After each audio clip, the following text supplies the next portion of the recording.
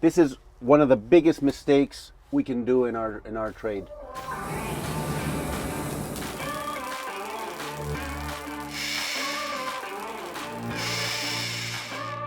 What's important is, and it's actually a very critical mistake that a lot of people do, is they actually turn the machine off, okay, and they actually leave the components suspended. It's very unsafe. Right now, your boom cylinders have the weight of the boom, the arm, the bucket.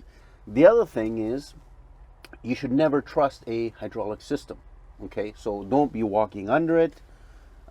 If you need to leave it in this position, or the machine is stuck in this position for some reason, you know, you have to make sure that you don't go underneath it. So the best way to leave a machine is actually, if you find it in this position, let's turn it back on. Okay, we bring all of the attachments down. All of the components should come to the ground. They should rest. Okay, make sure your thumb comes down. Oops.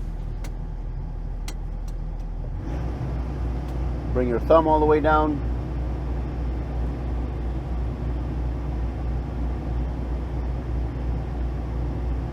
Should be rested. Okay. And we also have our bucket or our blade. Okay. It's resting. Okay.